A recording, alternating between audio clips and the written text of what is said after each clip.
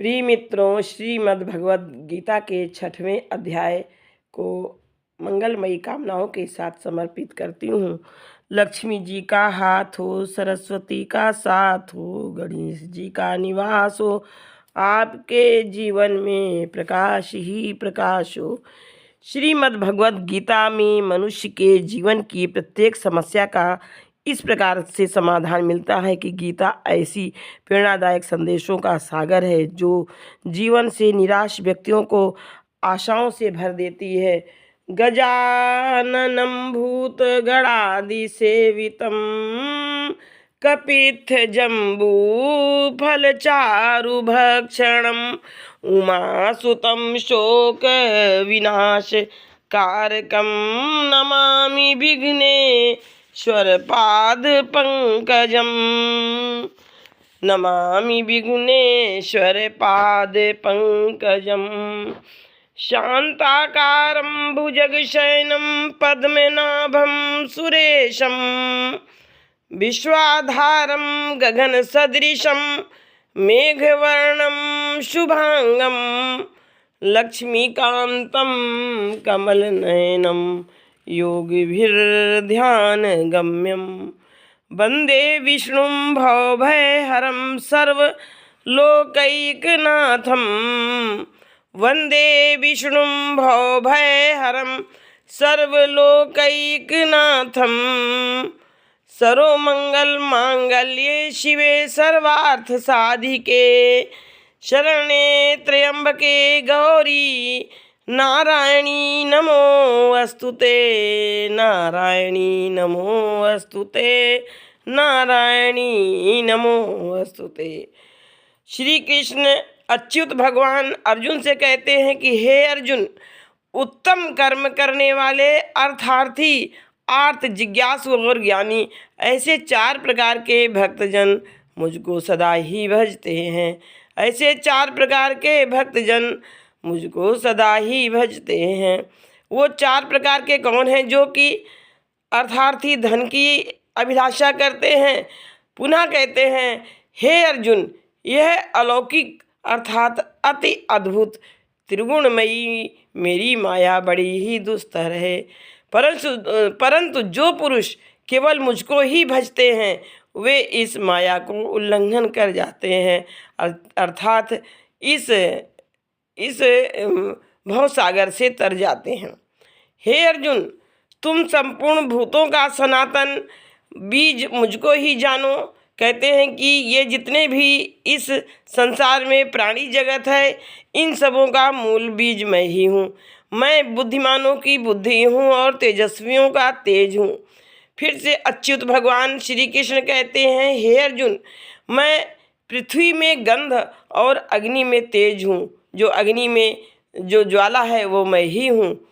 पुनः कहते हैं, हे अर्जुन, मैं तुम्हारे लिए इस विज्ञान सहित तत्व ज्ञान को संपूर्णतया कहूँगा, जिसको जानकर संसार में फिर और कुछ भी जानने योग्य शेष नहीं रह जाता है। हे अर्जुन, फिर इस संसार में कुछ भी जानने योग्य शेष नहीं रह जाता है, अर्थात यह परम ज्ञान है।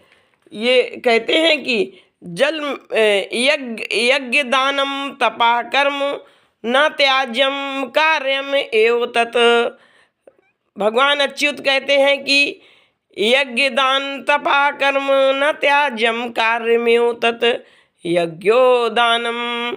हे अर्जुन, यज्ञ दान और तप रूप कर्म त्याग करने के योग्य नहीं है, बल्कि वह तो अवश्य कर्तव्य है, क्योंकि यज्ञ दान और तप ये तीनों ही कर्म बुद्धिमान पुरुषों को पवित्र करने वाले हैं। जो जल में प्रतिदिन किया हुआ स्नान मनुष्यों के केवल शारीरिक मल को ही नाश करता है, परंतु यह श्रीमद् भगवत रूपी गीता का ज्ञान जल में एक बार भी किया हुआ स्नान संसार मल को नष्ट करने वाला है। हे अर्जुन, जिसको संन्यास ऐसा कहते हैं उसी को तुम योग ऐसा समझो, क्योंकि संकल्पों का त्याग न करने वाला कोई भी पुरुष योगी नहीं होता है। हे अर्जुन, मनुष्य अपने द्वारा अपना संसार समुद्र से अपना संसार समुद्र से उद्धार करे और अपने को अधोगति में ना डाले, क्योंकि यह मनुष्य स्वयं ही अपना मित्र है और स्वयं ही अपना शत्रु है। जिस जीवात्मा द्वारा मन और इंद्रियों सहित शरीर जीता हुआ है, उस जीवात्मा का तो वह स्वयं ही मित्र है, वह स्वयं ही मित्र है कि उस जीवात्मा का तो वह स्वयं ही मित्र है। जो साक्षात कमलनाभ भगवान विष्णु के मुख कमल से प्रकट हुई है, उस गीता का ही भली भांति गान करना चाहिए।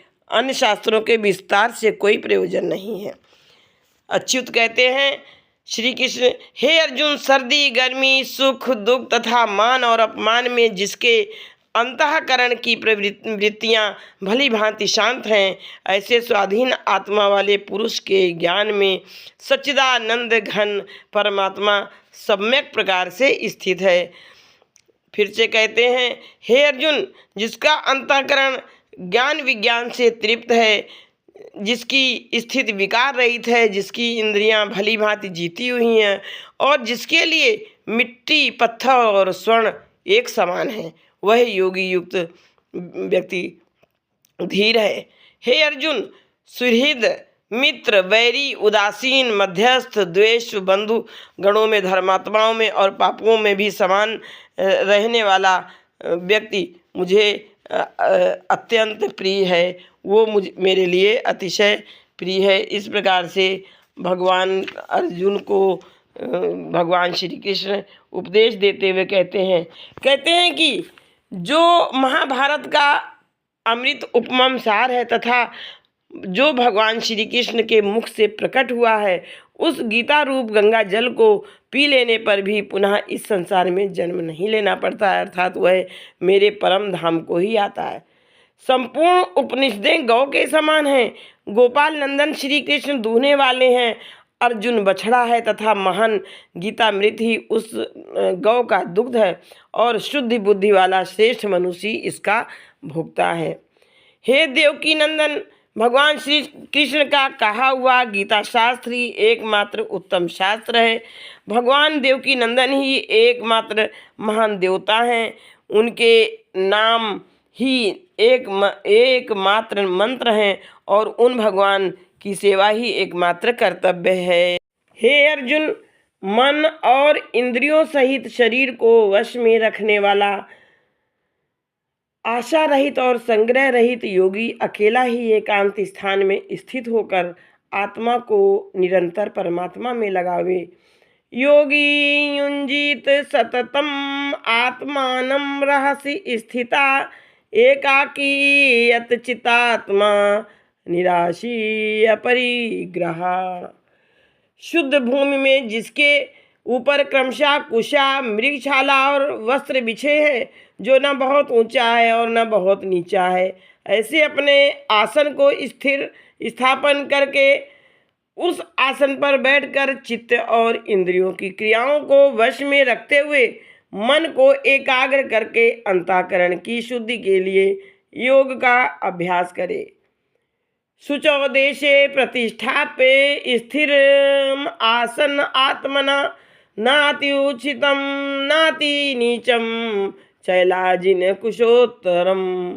काया सिर और गले को समान एवं अचल धारण करके और स्थिर होकर अपनी नासिका के अग्रभाग पर दृष्टि जमाकर अन्य दिशाओं को न देखता हुआ ब्रह्मचारी के व्रत में स्थित भय रहित तथा भली भांति शांत अंतःकरण वाला सावधान योगी मन को रोककर मुझमें चित्त वाला और मेरे परायण होकर स्थित हुए।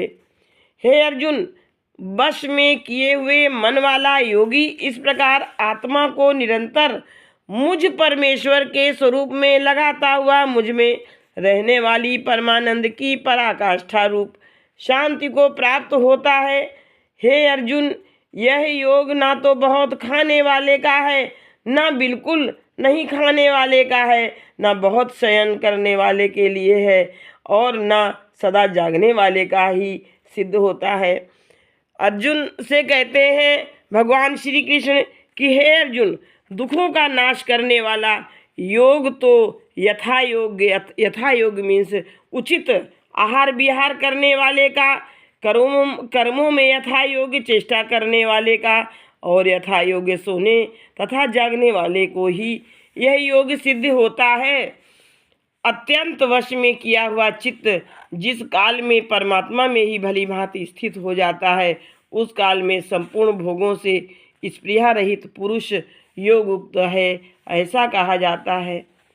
हे अर्जुन, जिस प्रकार वायु रहित स्थान में स्थित दीपक चलायमान नहीं होता, वैसी ही उपमा परमात्मा के ध्यान में लगे हुए योगी के जीते हुए चित्त की कही गई है।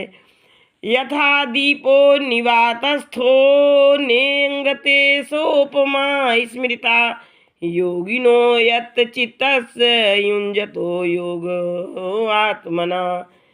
हे अर्जुन, योग के अभ्यास से निरुद्ध चित्त जिस अवस्था में उपराम हो जाता है और जिस अवस्था में परमात्मा के ध्यान से शुद्ध हुई सूक्ष्म बुद्धि द्वारा परमात्मा को साक्षात करता हुआ सच्चिदानंद घन परमात्मा में ही संतुष्ट रहता है। हे अर्जुन, इंद्रियों से अतीत केवल शुद्ध हुई सूक्ष्म बुद्धि द्वारा ग्रहण करने योग्य जो अनंत आनंद है, जिसको जिस अवस्था में अनुभव करता है और जिस अवस्था में स्थित यह योगी परमात्मा के स्वरूप से विचलित होता ही नहीं है। हे अर्जुन, परमात्मा की प्राप्ति रूप जिस लाभ को प्राप्त होकर उससे अधिक दूसरा कुछ भी लाभ नहीं मानता और परमात्मा प्राप्ति रूप जिस अवस्था में स्थित